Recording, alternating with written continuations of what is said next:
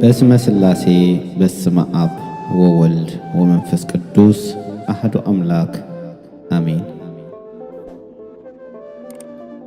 በማለዳ መያዝ የክፉ መንፈሶች ድርጊት ቅጽ 2። እግዚአብሔር የታሰሩትን ይፈታል። መዝሙር 145 በቅንፍ 146 ቁጥር 7።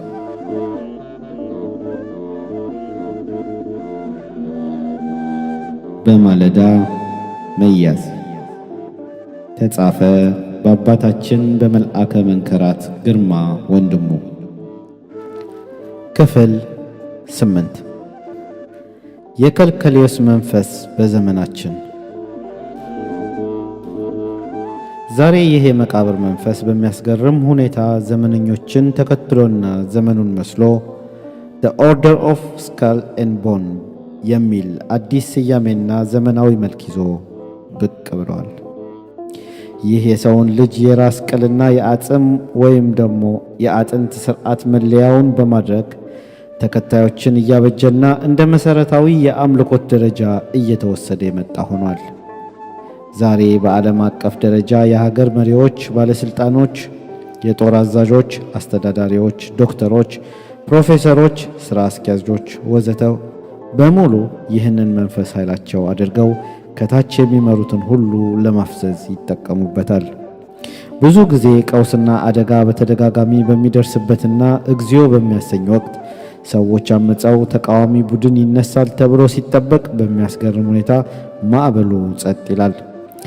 ጸጥታውንና ዝምታውን ያነገሰው ከመቃብር ተጠርቶ የተበተነው አጽምን ዘመናዊ መለያ አድርጎ የተነሳው ስርዓት የከልከሌዎስ የአዚም መንፈስ ነው። ባለንበት ዘመን በተለይም መጻሕፍቶቻችን፣ ደብተሮቻችን፣ ቦርሳዎቻችን፣ ባርኔጣዎቻችን፣ መጽሔቶቻችን፣ ቀለበቶቻችን፣ ሀብሎቻችን፣ ሞባይላችን፣ ካሜራችን፣ ሸሚዞቻችን፣ ቲሸርቶቻችን፣ ጃኬቶቻችን፣ ጫማዎቻችን፣ ቀበቶቻችን፣ ሽቷችንንና የመዋቢያ ዕቃዎችን፣ ጌጣጌጦችንና ልዩ ልዩ የመመገቢያ ቁሳቁሶች ወዘተ ላይ ሁሉ ያረፈው የዚህ የሰው ራስ ቅልና አጽም የአደጋ መለያ ወይም የከልከሌዎስ መንፈስ ምልክቶች የውበታችን መገለጫ አድርገናቸዋል።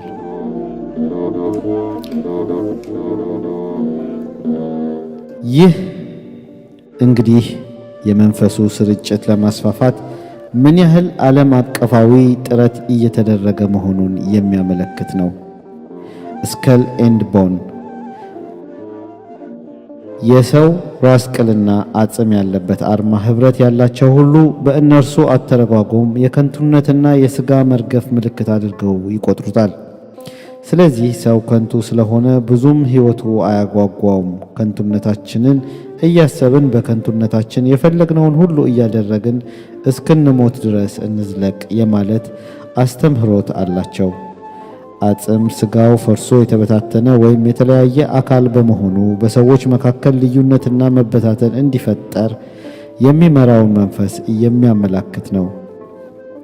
በሀገራችን ውስጥ ከፍተኛ የኤሌክትሪክ ኃይል መስመሮችና አንዳንድ የኤሌክትሪክ አጥር ላይ የምንመለከተው የአደጋ ምልክት ወይም አጽም ዛሬ ዋነኛ የመንፈሱ አርማ ሆኖ መጥቷል።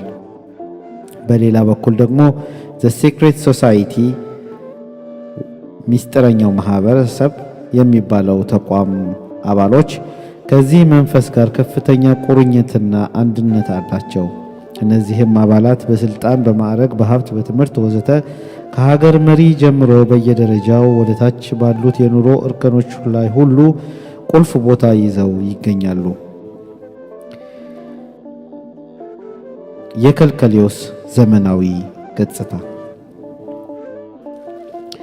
የኃጢአት መብዛት፣ የአመፃ መጨመር፣ የገንዘብ አምላኪዎች መጎልበት፣ የግፍ አሰራር በዓለም ላይ መስፈን፣ ትውልዱ በተንኮልና በክፋት ስልጣኔ እየባሰ መምጣት፣ መንፈሳዊ የእግዚአብሔር አምልኮት እየተናቀና እየተተወ መሄድ፣ የአባቶች መንፈሳዊ ጉልበት መቀዝቀዝና መዳከም፣ የቤተ ክርስቲያን ሕይወት ከሥጋዊ ዓለም ባልተናነሰ ሁኔታ የችግር፣ የንትርክ፣ የጭቅጭቅና የጠብ መፍለቂያ ቦታ በመሆን ወዘተ ሁሉ ለመናፍስቱ ጠንክሮና ጉልብቶ መገኘት ጉልህ አስተዋጽኦ አበርክተዋል።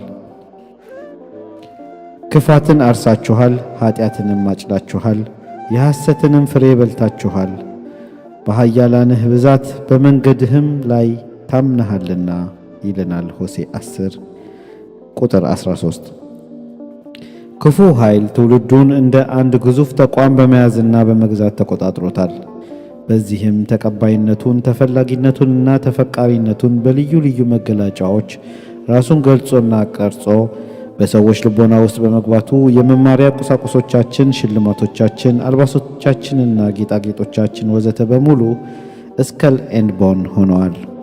ዛሬ በትውልዱ ውስጥ የህልውናና የጥቅም ማስጠበቂያ ምስጢራዊ ማህበረሰብ በመሆን በብዙ አገሮች ውስጥ ተቀባይነት በማግኘቱ ይህ የራስ ቅልና የአጽም መንፈስ ወይም የመቃብር መንፈስ ራሱን ችሎ ፖሊሲ፣ እቅድ፣ ትምህርት፣ ዕውቀት፣ ችሎታ፣ ጉልበት፣ ጥበብ፣ ኑሮ፣ ቴክኖሎጂ ወዘተ ውስጥ ሁሉ በመግባት ዓለምን እያደነባበረና እያፈዘዘ ይገኛል።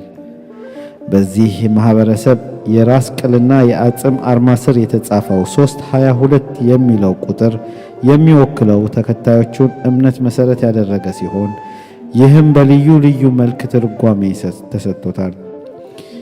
ከእነዚህ ውስጥም ከክርስቶስ ልደት በፊት የነበረው ግሪካዊ ፈላስፋ ዲሞስቲነስ የክፉ አምልኮትን ጠባይና አሰራር፣ ጥበብና ትምህርቶችን ራሳቸው ችለው እንዲቆሙና እንዲታዩ የሚል አስተምሮት ያስፋፋ ሰው ነበረ። የዚህ ትምህርት አፍላቂ የሆነው ዲሞስቲነስ የሞተው ከክርስቶስ ልደት በፊት በ322 ዓመተ ዓለም ነበረ። በመሆኑም ቁጥሩ ይህ ሰው መቃብር ውስጥ ከገባበት ወይም ከሞተበት ዓመት የተወሰደ እንደሆነም ይጠቀሳል። ይህም መቃብር የሕይወትን ፍጻሜ ወይም ሙታንነትን ያመለክታል። በሌላ በኩል ደግሞ በመጽሐፍ ቅዱስ በኦሪት ዘፍጥረት ምዕራፍ 3 ቁጥር 22 ላይ ስለ ዘላለማዊ ሕያውነት መቋረጥ እንዲህ ይላል። እግዚአብሔር አምላክ አለ፣ እነሆ አዳም መልካሙንና ክፉን ለማወቅ እንደኛ እንደ አንዱ ሆነ። አሁንም እጁን እንዳይዘረጋ ደግሞም ከሕይወት ዛፍ ወስዶ እንዳይበላ ለዘላለምም ሕያው ሆኖ እንዳይኖር ይላል። ይህ ሞት የመጣበት ነው።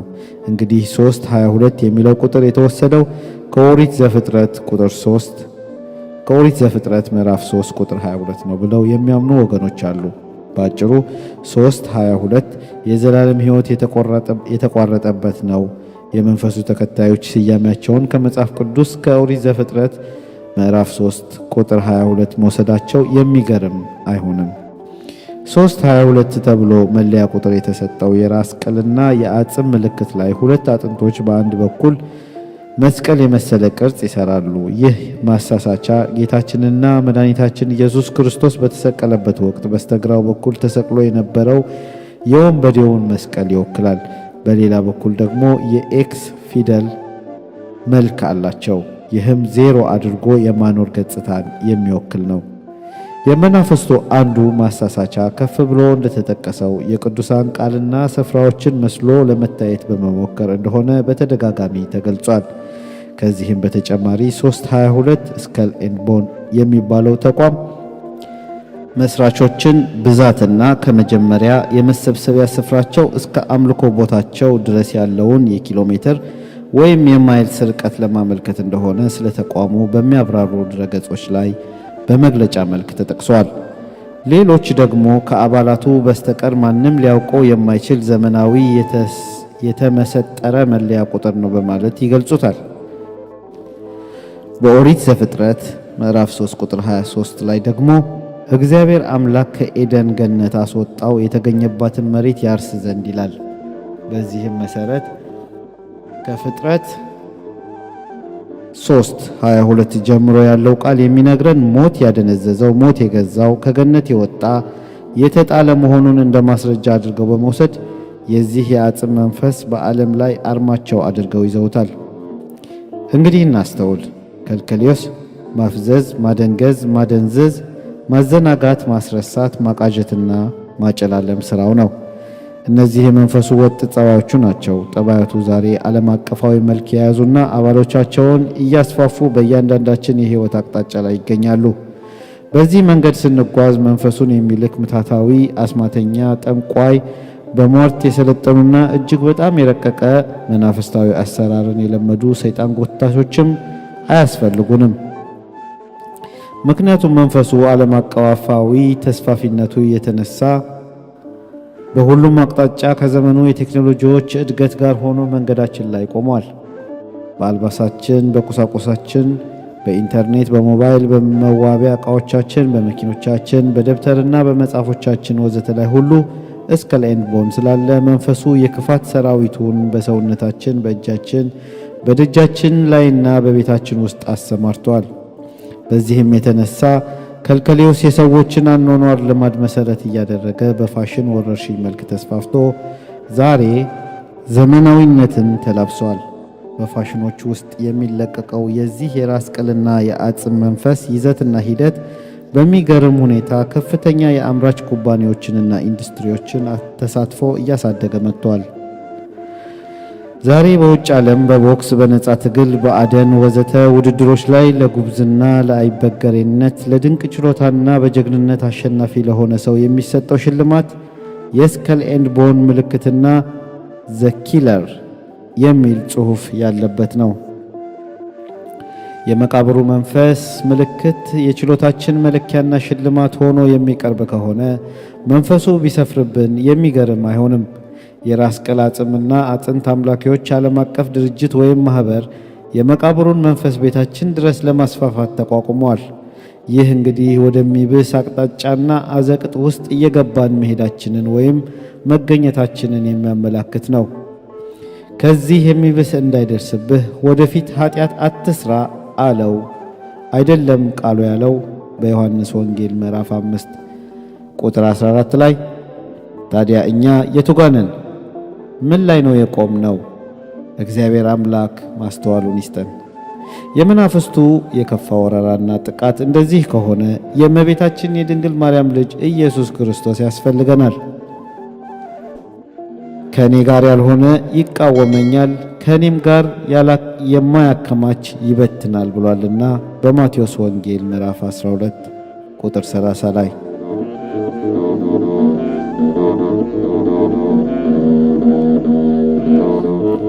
ሰዎች የአጽም መንፈስን መከተል ለምን አስፈለጋቸው? በመዝሙረ ዳዊት ምዕራፍ 47 በቅንፍ 48 ቁጥር 14 ላይ የሕያው እግዚአብሔር ቃል እንዲህ ይለናል፣ እንደ በጎች ወደ ሲኦል የሚሄዱ ናቸው፣ እረኛቸውም ሞት ነው። እግዚአብሔር አምላክ አትብሉ፣ አትንኩ ያለውን የትእዛዝ ቃል አዳም አፈረሰ። በዚህም ሰው ኃጢአትንና ሞትን ከክፉ መንፈስ ጋር ሸመተ። ኃያሉ አምላክ አሁን ይህንን መንገድ መከልከሉ መብትን እንደማሳጣት የሚቆጥሩ ወገኖች አሉ። ከነዚህ ተቃዋሚዎች መካከል አንዱና ዋናው የአጽም መንፈስ አምላኪዎች ተቋም ነው። ተቋሙ አንዴ አዳም ከገነት ወጥቷልና አሁንም እኛ ከመንገዱ ወጥተን እስክንሞት ወይም መቃብር እስክንገባ ድረስና ከንቱ ሕይወታችን ከማለፏ በፊት እንደፈለግን መረን ሆነን እንኑር የሚለው መርህ የሚያራምድ ነው። ከመንፈሳዊ ተስፋ ተቋርጦና በራሱ መንገድ ተጉዞ በሁከተኛው ዓለም ላይ ከዲያብሎስ ጋር ለመኖር የወሰነ ትውልድ የክፉ መናፍስትን አገዛዝና ስልጣን ፈልጎ የተጠጋ በመሆኑ የአጽምና የራስ ቅል የመቃብር መንፈስ ከልከሌዎስ አስፈልጎታል። ቃሉ ከገነት ወጣ፣ ከዚያም በላይ ለዘላለም ሕያው እንዳይሆን ነው የሚለው። ስለዚህ የዘላለም ሕይወት እንዳይኖረን የከልከሌዎስ ድርጅቶችና ተቋማት ማፍዘዣ፣ ማደንገዣ፣ ማደንዘዣ፣ ማዘናጊያና ማስረሻ ማጨለሚያ ሆነው መጥተውብናል። ቀደም ሲል ከነበሩት የዲያብሎስ አሰራር ዘዴዎች መካከል ዘመናዊ መልክ ያለውንና የሚብሰውን ተጠጋን ማለት ነው። በሰዎች ኑሮ ውስጥ ሕያውነት እንዳይኖር መንፈሱንና የሚስጥራዊ ተቋማቱ ዓላማዎችን የሚደግፉ የሚያግዙና የሚረዱ ኃይሎች ዛሬ በተለያየ የአመራር፣ የሥልጣን፣ የትምህርት፣ የሀብት ወዘተ ደረጃ ላይ እንደሚገኙ መገንዘብ ይኖርብናል። እነዚህ ሰዎች ሲበዛ ሚስጥራዊ ናቸው። የማኅበራቸው መጠሪያም ዘ ሲክሬት ሶሳይቲ ወይም በአማርኛው ሚስጥረኛው ማኅበረሰብ የተባለውም ለዚህ ነው። የክፉ ዓለም ጥበብ ተቆራኝተው በአባልነት በሚስጥር ሕይወት ውስጥ መገኘታቸው ስልታዊነታቸውን የሚያመላክት ነው። በዚህ የተነሳ በህብረተሰቡ ውስጥ መንፈሳዊና ሥጋዊ ሕይወቶችን በተመለከተ ብዙ የተዛቡ ሁኔታዎች ይከሰታሉ። የሕዝቡ ስነ ልቦና መዛባትና መደናበር ለመንፈሱ ያቀረቡት ግብር ሆኖ ጥቅም ስለሚያስገኝላቸው ከዲያብሎስ ጋር በሚስጥራዊው ተቋማቸው አማካኝነት ይዋረሳሉ። በውጤቱም የዲያብሎስ አጥም መንፈስና የጨለማው መንገድ ኑሯቸው ይሆናል። ለዚህ ነው ዛሬ ብዙዎች እረፍትና ሕሊና አጥተው አፍዝና ደንግዙን መንፈስ ለሌላው አውርሰው አጨልመው በመያዝ ጥቅማቸውን የሚያሳድዱት። የዲያብሎስ የሚስጥረኛው ማህበረሰብ ድንገተኛ አደጋ አድርሶ ወይም ፈጥሮ በአስደንጋጭ ሰበር ዜና ይህንኑ አደጋ በመዘገብ የዓለም ህብረተሰብ በፍርሃት ተሸብቦ የህሊና እረፍት እንዲያጣ በሐሳብ ማዕበል እንዲዋጥና የውስጥ ሰላሙን በማደፍረስ ለዛሬውና ለነገው ሕይወቱ የመኖር ዋስትና እንዲያጣና እንዲጨነቅ በእግዚአብሔር ላይ አማሮ እንዲነሳና የዲያብሎስን ጎራ እንዲቀላቀል ማድረግ የተለመደ ምስጢራዊ የሁከት መርኋቸው ነው። ምክንያቱም ከአደጋው የሚገኘው የሰው ልጅ ደም እና የዓለም ህብረተሰብ መሸበርና መጨነቅ ለዲያብሎስ የሚቀርቡለት ትልቅ ግብር ስለሆነ ነው። በምላሹም ዲያብሎስ ይህንን ታላቅ ግብር ለሰጡት የምስጢር ልጆቹ ለጊዜው ከፍተኛ እንክብካቤ ያደርግላቸዋል። አደጋው በመንፈሱና በምስጢር ልጆቹ ህብረት ከጀርባ የታቀደ መሆኑን ማንም የሚያውቅ የለም። የማስደንገጫ ዘዴው ግን ከአደጋው ሳይጠበቅ የተከሰተና ድንገተኛ እንደሆነ ተደርጎ ይነገራል። ለምሳሌ በአሜሪካ ከ3000 ሰዎች በላይ ያለቁበት የኒውዮርክ መንታ ህንፃዎች መውደም የዓለም ህብረተሰብን ያስደነገጡበት ያልተጠበቀ ድርጊታቸው ነበረ። ዓለም የሚያውቀው አደጋው በቀጥታ ስላደረሱት ሰዎች ማንነት እንጂ ከአደጋው በስተጀርባ ያለው የመናፍስቱ የምስጢር ልጆች ሴራ እስካሁን ድረስ አልደረሰበትም። ስለዚህ የዜናው አውታርና ጋዜጠኞችን በመግዛት በአስደንጋጭ ዜና የዓለም ማህበረሰብን በመረበሽ አስተሳሰቡን በመቆጣጠርና የሚዲያውን ባሪያ በማድረግ የዲያብሎስ ግብር ያደርጉታል። ከፍ ብሎ እንደተጠቀሰው ሰዎች ይህንን የክፋት ድርጊት በሰብአዊ ፍጡር ላይ የሚፈጽሙት ከዲያብሎስ የሚያገኙት ወይም ሰይጣኑ የሚሰጣቸው ከፍተኛ ጥቅም በመኖሩ ነው። ከእግዚአብሔር አምላክ ለወጣው ለዚህ መንገዳቸው አንደኛውና ዋነኛ መሳሪያቸው ደግሞ አስደንቃጩ ዲያብሎስ የመቃብሩ መንፈስ ነው። እንዲህ አይነት አሰቃቂና አስደንጋጭ አደጋ የደረሰው እግዚአብሔር ባይኖር ነው የሚል እምነትን የሚንድ መንፈስ እንዲሰርጽብን የምስጢር ተቋማቱ ሴራ ያስጠነስሱናል። እኛም እነሱ ያሰመሩትን መስመር በማድመቅ የውድቀታችንን ምንጭ ሁሉ ከዲያብሎስ ጋር የፈጠርነውን ህብረት ውጤት መሆኑን በመካድ አደጋውን ያመጣው እግዚአብሔር እንደሆነ አድርገን በመንፈሱ ተወናብደን ወሬውን እናራግባለን። እስከ ዛሬ ድረስ መንስኤያቸው፣ ምክንያታቸውና መጨረሻቸው ያልታወቁ በርካታ አደጋዎች በዓለም ላይ ተከስተዋል። ከነዚህ አደጋዎች በስተጀርባ ምንጊዜም የዲያብሎስ የምስጢር ልጆችና የሰይጣን ረጃጅም እጆች መኖራቸው የሚካድ አይሆንም።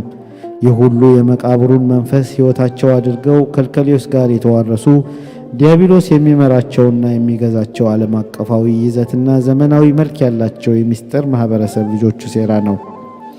በአመፃ የሚያሳድዱኝ ቀረቡ፣ ከሕግህም ራቁ ይለናል በመዝሙር ዳዊት መዝሙር 118 በቅንፍ 119 ቁጥር 150 ላይ።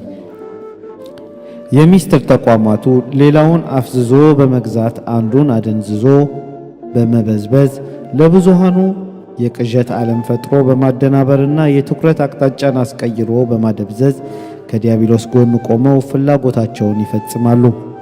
ስለዚህም መፍዘዝና መደንገዝ ራሱን የቻለ ተቋም እስኪመስል ድረስ በህብረተሰቡ ውስጥ ዳፍንት እንዲፈጥር የመናፍስቱ ልጆች ለጊዜው እንዲጠነክሩና እንዲያድጉ የጭካኔና የአረመኔያዊ ድርጊቶችን መዘዝ የዚያኑ ያህል ለሚሊዮኖች እንዲተርፍ የሚጋብዝ ነው። በተደጋጋሚ እንደተጠቀሰው የራስ ቅል አጥንት አምላኪዎች ዛሬ በዓለማችን በከፍተኛ የመሪነትና የትልቅነት ደረጃ ላይ ይገኛሉ። አንዳንዴም የትምህርትና የእውቀት ገጽታና ክህሎት ወዘተ በእነዚህ የአጥንት አምላኪዎች ጽንሰ ሐሳብ የሚቀረጽ መሆኑ አጠያያቂ አይደለም። ዛሬ የማፍጀዣውን ማለትም የዳፍንቱን መናፍስ ጠርቶ በሌላው ሕይወት ውስጥ ለማስቀመጥ የተከፈቱ የዲያብሎስ ዘመቻዎች ባልተቋረጠ ሁኔታ መቀጠላቸው የሚያሳየን ሰዎች እምነታቸውን እየረሱ በተምታታ ሁኔታ ውስጥ እንዲኖሩ በማድረግ የክፉን ኃይል ሰራዊት አቅምና ጉልበት እንዲዳብር ዲያብሎስ ከመቼውም ጊዜ የበለጠ እየተንቀሳቀሰ መሆኑን ነው። ለዚህ ድርጊት የተመቸው ደግሞ የሰው ልጅ የተፈጥሮ ባህሪ ከመንገዱ ወጣ ከማለቱ ጋር የሚያያዝና እግዚአብሔር አምላክን ከመርሳት ጋር የሚዛመድ ነው። በመሆኑም ከቅድስና መለኮታዊ ምሪት ስንቋረጥ በቀጥታ የሚያገናኘን ይህ የዘመኑ መንፈስ ነው።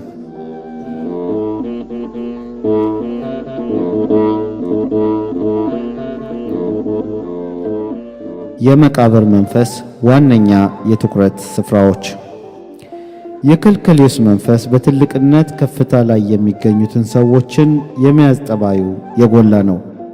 ምክንያቱም እነኚህ ሰዎች ከስራቸው የሚገኘውን ሕዝብ እንዲያደነግዙለት መንፈሱ ወደ ላይ ይቆልላቸዋል። ይህ ሁሉ ከፍታ ግን ዘለቄታዊ አይደለም። በእግዚአብሔር አምላክ መንፈስ ያልተገነባ ትልቅነትና ከፍታ እንደ እምቧይ ካብ ፈራሽ ነው። በሁለተኛው የጴጥሮስ መልእክት ምዕራፍ 3 ቁጥር 3 ላይ በመጨረሻው ዘመን እንደ ራሳቸው ምኞት የሚመላለሱ ዘባቾች በመዘበት እንዲመጡ ይህንን በፊት ወቁ። እርሱም የመምጣቱ የተስፋው ቃል ወዴት ነው? አባቶች ከሞቱባት ጊዜ ከፍጥረት መጀመሪያ ይዞ ሁሉ እንዳለ ይኖራልና ይለናል። ትምህርት ቤት። ከመቃብር መንፈስ የትኩረት አቅጣጫ መካከል የመጀመሪያው ትምህርት ቤት ነው። ከህብረተሰቡ ብዙ ኃይል የሚገኘው እዚህ ቦታ ነው። የተማረው ወደፊት ብዙ የሚመሯቸው ሰዎች በስሩ ስለሚኖሩት በመጀመሪያ ደረጃ መሪ የሚሆነው አካል ላይ ሄዶ ይቀመጣል ወይም ደግሞ ያተኩራል። ለዚህ ደግሞ በግንባር ቀደምትነት የሚመረጠው ትምህርት ቤት ነው። በትምህርት ቤት ውስጥ በሚስጥራዊ ስልትና ጥበብ የማህበረሰባዊ ድረገጾቻችንና በልዩ ልዩ የተማሪ ክበቦች በመጠቀም የትምህርት ቤት የዶክሜንታሪ ፊልሞች ዝግጅት ወዘተ በመሳሰሉት መንገድ ምልመላ ይካሄዳል። በዚህ ረገድ በተወዳጅነትና በተቀባይነት የተሻለ ከፍተኛ ቦታ ያላቸው መምህራንና ተማሪዎች የምልመላውን ሥራ እንዲያከናውኑና መሳሪያ እንዲሆኑ በመጀመሪያ ደረጃ መንፈሱ ትኩረት ያደርግባቸዋል። ጎበዝና ፈጣን ልጆች በትምህርት ቤት ውስጥ በዚህ መንፈስ ሳያውቁት ይጠመዳሉ። ልዩ ልዩ ሽልማቶች፣ ነፃ የትምህርትና የጉብኝት ዕድል፣ ከፍተኛ የትምህርት ቤት ውጤት አግኝተው ለጊዜው ስማቸው እንዲገን መንፈሱ ያግዛቸዋል። ይህም የሚሆነው ሌሎች እንዲገዙላቸውና እንዲከተሏቸው ለምልመላው ሥራ አመቺ ሁኔታ ለመፍጠር ነው። ከዚያም በአባልነት የተደራጀበትን ምስጢራዊ ተቋም በማጠናከር ዲያብሎስ አመራሩን ይሰጣል። በውጤታቸው ከፍ ያለ ደረጃ በመስጠት ወደፊት ዶክተሮች፣ ኢንጂነሮች፣ ጄኔራሎች ወዘተ እንዲሆኑ በማድረግ በዚህ መንፈስ ተቀርጸውና በውስጡ አልፈው ለወደፊቱ በመንግስትም ሆነ በግል ተቋማት ውስጥ በሚኖራቸው ኃላፊነት ትልቅ ሆነው እንዲታዩ የሚጠቀምበት ስልት በማስተማርና ከስር መሰረት ኮትኩቶ በማዘጋጀት ሌሎች በቀላሉ እንዲከተሏቸው ሁኔታዎችን በተሳካ መንገድ ያመቻቻል። የዘመናችን ከልከሌዎስ ከብሉይ ኪዳን ጀምሮ የነበረው የጥፋት መንፈስ በአዲስ ኪዳንም ሕልውናውን አድሶና አደራጅቶ በጊዜያችን በግልጽ ማህተሙን አጽምና አጥንት በማድረግ ትውልዳችን ውስጥ ሙሉ በሙሉ እጁን ዘርግቶ በአዲስ መልክ ገብቷል። ስለዚህ ትምህርት ቤት የዚህን የክፉ መንፈስ ልክፍት የተጠናወተው ማህበረሰብ የሚፈጠርበት ስፍራ እንዲሆን በሚስጥራዊው ተቋም ታቅፎ ዲያብሎስን ያገለግላል። ትልቁ ትኩረት በመናፍስት እርዳታና እገዛ የነበረውን እንዳልነበር አድርጎ ማሳየት ነው። በአንድ ወቅት ላይ ኢሉሚናቲ ማርክሲዝምና ሌኒኒዝም አስፋፋ። ጽንሰ ሐሳቡ አመንጪ ሄግል ሲሆን ማርክስና ኤንግልስ በቲዮሪ አዳብረውታል። ሌኒን ደግሞ እነርሱን ተከትሎ ተግባራዊ አድርጎታል። በማርክሲዝምና ሌኒኒዝም ተግባራዊ እንቅስቃሴ የለውጡን ሂደት በመምራትና በተፈጠረው ግብግብ መካከል በመሳተፍ በዓለም ላይ በሚሊዮን የሚቆጠር የሰው ሕይወት ሊጠፋ ችሏል። በዚህም መናፍስቱ የሰው ልጆችን በማውደም ብዙ የደም ግብሮችን አግኝተዋል። አሁን ደግሞ ስከል ኤንድ ቦን በሚል የተነሳው አዲስ ቲዎሪ የቀደመውን መንገድ ዳፍንት ለቀቁበትና ትውልዱም መሪዎቹም የኢንዱስትሪ ተቋማትም ወዘተ ሳይቀሩ በዚህ በተደነባበረ በሚያደነዝዝ መንፈስ ይዞታ ውስጥ ወድቀዋል። በዓለም ላይ አንዳንድ ቀውሶች እየጨመሩና እየበረከቱ ከሚመጡበትም ምክንያቶች አንዱና ዋናው የመናፍስቱ አሰራርና እርግማን እያደገና ስር እየሰደደ ትውልዱን በመጫኑ ነው። ከዚህም በተጨማሪ የኃጢአት መብዛት ይልቅ ዝሙትና ግብረ ሰዶማውያን መንፈስ መጠናከር፣ ከእንስሳት ጋር ወሲባዊ ግንኙነት የመፈጸም ነውር መዳበር ወዘተ ሁሉ በተመሳሳይ የዘላለማዊ ሕይወት መንፈስ መሳሪያነት በመካድ ከሲኦል መንፈስ ጋር ያለውን ኅብረት ማጠናከሪያ ተቋም ሆኖ ብቅ ማለቱን ያሳየናል። የያዕቆብ መልእክት ምዕራፍ 4 ቁጥር 4 ላይ የሕያው እግዚአብሔር ቃል እንዲህ ይለናል፣ አመንዝሮች ሆይ ዓለምን መውደድ ለእግዚአብሔር ጥል እንዲሆን አታውቁምን? በመሆኑም የሲክሬት ሶሳይቲ ዋናው መነሻ ከትምህርት ቤት መሆኑ ዲያብሎስ ከስር መሰረቱ የተጠናከረ ሆኖ እንዲገኝ ይረዳዋል። የኢንዱስትሪ ውጤቶችን በመጠቀም ሌላው የስከል ኤንድ ቦን መንፈስ ትኩረት ስፍራ የኢንዱስትሪው አካባቢ ነው። ዛሬ ብዙዎቹ ኢንዱስትሪዎች ቀድሞውኑ በዲያብሎስ ኃይል የተገነቡ በመሆናቸው የሚያመርቷቸው ሸቀጦች ላይ የመንፈሱን አርማና ምልክት እየለጠፉና እያሰራጩ ሰይጣንን ያገለግላሉ። አልባሳት፣ የስጦታና የሽልማት ዕቃዎች፣ ቅርጻቅርጾች፣ መጻሕፍት፣ መጽሔት፣ ፊልሞች፣ ሽቶ፣ ሳሙና፣ የጥርስ ሳሙናና ብሩሽ፣ ሊፕስቲክ፣ የጥፍር ፀጉር ቀለም፣ ሰዓት፣ ሞባይል ካሜራ ወዘተ ላይ ሁሉ የመንፈሱን ምልክት በማስቀመጥ ገዝተው የሚጠቀሙት ሰዎች ውስጥ ሰይጣኑ እንዲገባ ሁኔታዎችን ያመቻቻሉ። ክፉ መንፈስ ያለባቸው ሰዎች ደግሞ ውስጣቸው ያለው መንፈስ የሚመራቸው በዲያብሎስ ኃይል ወደ ተመረቱት ምርቶች ገበያ ይሆናል። ይህም የአጋንንቶቹን ኅብረት ያመለክታል።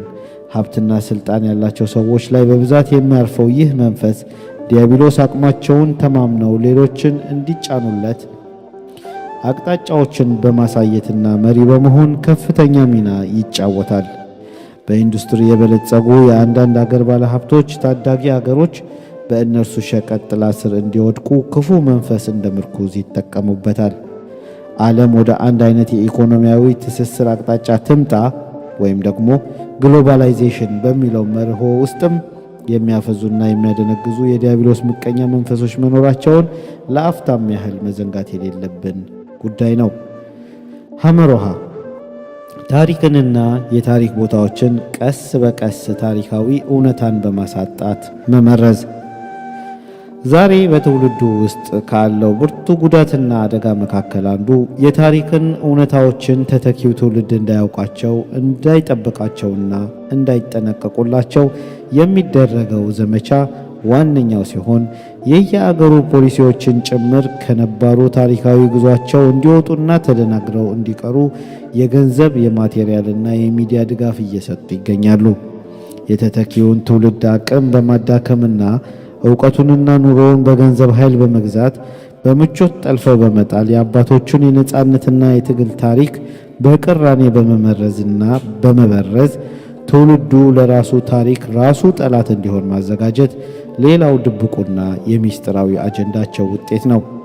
ከዚህ በተጨማሪ የየአገሩን ዜጎች ከንቱ ዝና በመስጠትና በልዩ ልዩ ዘዴዎች ተጠግቶ በማስፈንገጥ ታሪክንና መንፈሳዊ ኃይልን ማግኛ የእምነት ማጠናከሪያ ጠቃሚ የሆኑት የአባቶች እሴቶችን በቅራኔና በጥላቻ እንዲቆለመሙና እንዲቀለበሱ በግልጽና በስውር ማገዝም የሚያካትት መንገድ አላቸው። ለዚህም በተለይ አንዳንድ ምሁራንን በዝናና በገንዘብ ጠልፎ በመጣል የአገርና የህብረተሰብን ታሪክ እንዲጎዱ ማሰለፍ ነው።